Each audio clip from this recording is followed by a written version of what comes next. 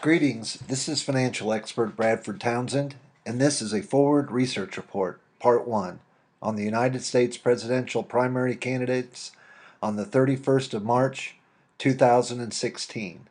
The candidates are Republican, Independent candidate, billionaire, real estate developer Donald J. Trump, Democratic frontrunner, former Secretary of State, and New York Senator Hillary Rodham Clinton, Vermont Senator, Democrat, Independent, Democratic Socialist Bernie Sanders, and conservative Republican Junior Texas Senator Ted Cruz.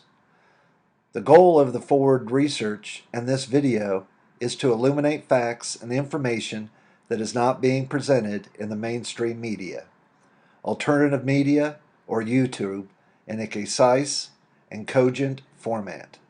Part 1 is an appraisal of the U.S. economy. The appraisal is necessary to have an accurate mental framework to assess and judge the candidates' tax plans, agendas, and national security stances of these four candidates. Firstly, in Part 1, I'm going to present an overview of the United States economy as well as research on the current health and strengths and areas of concern. Primary sources are the Board of Governors of the Federal Reserve Industrial Production Index, the Cato Institute, the Enterprise Policy Institute, the United States Department of Defense, the Nonpartisan Tax Foundation, the United States Congress, Wikipedia, and the candidates themselves. The second installment, Part 2, places the candidates' economics agenda, immigration, and trade policy positions under the microscope, with most of the projections conveyed by way of the Nonpartisan Tax Foundation. The third installment, Part 3 of this video series, will discuss the status and readiness of the United States military-industrial complex, the military and intelligence institutional goals, concerns, and the consensus strategy of these communities, comparing the candidates' national security policy stances contrasted to the intelligence and defense community's recommendations. It is pivotal to have an informed understanding of the United States economy grounded in accurate facts, not based by sentimental, erroneous notions of the United States economy's relative size and competitive strengths globally. There are three specific forms of nation-state economies in the world, with all countries having some portion of all three types: traditional, command and control, and market systems.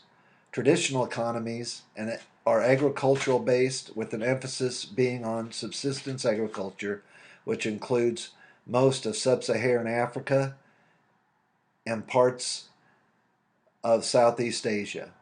Command and control economies, best illustrated by the former Soviet Union and pre-1970s People Republic of China, modern-day Cuba, and North Korea. Market economies, common in about as many variations as there are nation-states and countries, with the largest being the United States of America and Japan. Before I start sharing statistics and forecasts, let me discuss error rates and statistics. My statistics textbooks at university taught the error rate must be given to any statistics to be taken seriously as being scientifically valid and professional. The statistics from all sources have their strengths and weaknesses. Assumptions have to be made and constraints set to variables and parameters. We can acknowledge these flaws and still be informed by the data. Thank you to all the researchers and statisticians whose hard work and long years of intense study and rigorous coursework make videos like this possible. Listeners, please be patient as I list pertinent facts. A quote from the Economic Policy Institute: "For both men and women, those with less than a college degree had lower wages in 2015 than in 2007. End quote. Wages have been stagnating for the working classes, for decades. An Economic Policy Institute table reads thusly: in 2005, The 10th percentile of wage earners earned $8.92 an hour. The 20th percentile, $10.22 an hour. 30th percentile, $12.35. The 40th percentile, $14.80 an hour. Manufacturing jobs make up 9% of America's jobs as of 2015. Manufacturing made up 12.1% of the nation's gross national product. There is a 60% tariff on shoes to protect a single shoe manufacturer in England, who I will not name, costing American consumers $2 billion in taxes. Sugar has a tariff to protect inefficient sugar growers, which doubles the price of sugar. It's bad for the environment, very dangerous labor with a high opportunity costs, i.e., the farmland could be used for growing healthier fruits, rice, and vegetables. The value added are the inputs domestically produced through the manufacturing process: mining, petroleum drilling, research, engineering and development, marketing and sales, accounting and bookkeeping, advertising, regulation compliance, fabrication, and assembly of the manufactured product. The Federal Reserve Board of Governors Institutional Industrial Production Index is the value added index. I emphasize value added. The value added for China in their manufacturing is $2.7 trillion, the world's largest. The second, the U.S., is a little more than $2 trillion. The third is Japan at $197 billion. Coming in fourth is Germany at $745 billion. The U.S. has an estimated $4 trillion of value-added manufacturing outside of the U.S. for a total of over $6 trillion, the only country for which the Federal Reserve Board of Governors gave an estimate. The trend in the United States toward right-to-work states, where workers are free to elect out of joining unions or not having to pay union dues, are Wisconsin, Michigan, and Indiana are examples, have become right-to-work states, making them more competitive, attractive massive foreign investment. The United States is the globe's largest foreign investment destination, especially open field investing, i.e., purchasing undeveloped land to build factories. The U.S. is the best performing high-income country in manufacturing and industry. The U.S. is the best performing high-income country in manufacturing and industry. The U.S. has had real or inflation-adjusted increase in manufacturing of 40% from the years 1997 to 2014. The Congressional Research Service reports that from 2002 to 2012, a 53% real increase in real output per labor hour. Wow, that's impressive. U.S. manufacturing has doubled in the last 3 decades. Ooh. Petroleum and refining.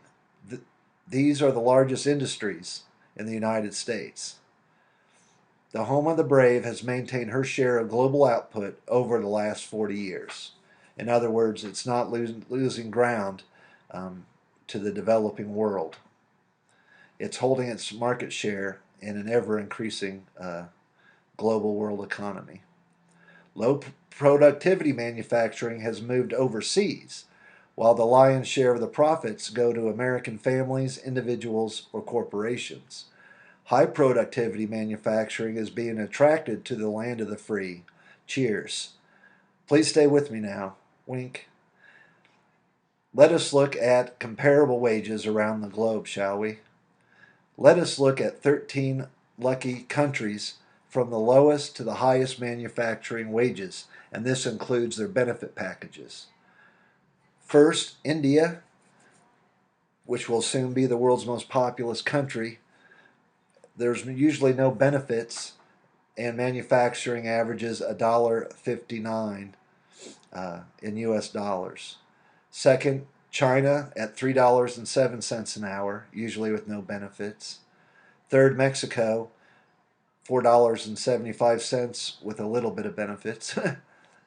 Energetic Taiwan, $9.37. Balmy Brazil at $10.69. Brainy Korea at $21.96. Peaceful Japan, $29.13. The Clever British at $31. The Polite Canadians at $36.33. The Enterprising U.S. at $36.34. The Handsome Italians at $36.92. The Productive French at $42.88. And the affluent Germans at $48.98. That's impressive. The largest trading partners of the Americans are 22% for the Canadians and 28% for the Mexicans, and that data I have was from 2010. Changing gears, let us turn the spotlight onto youth unemployment, which is of particular concern, as I am the father of 5 children and the uncle of 5 more. The figures are alarming. 52% of black youth are unemployed, 44% of Asian youth, 39% of Latino youth, and 33% of white youth. These are youth not in higher education, jail or prison, or serving in the U.S. military between the ages of 16 and 28. The work can be part-time, but must have a proper paycheck with taxes withheld. To insult to injury, the labor participation rate is down to approximately 68%, and discouraged workers are at unprecedented levels with no good source of statistics to be found. I would appreciate if somebody might put that in the remarks section. The Military Recruitment Command reports that less than 1 in 3 youth are fit to serve, either morally, physically, or cognitively. Ouch. Finally, as my sincerest hope, that this primer better informs your judgment and discernment when choosing who to vote for in the primaries and general election. Part 2 will consider the Tax Foundation's forecast of the consequences and trade-offs of the tax plans, agendas, and the nation's defense, foreign affairs, and the war on Islamic terrorists. Farewell, Bradford, over and out.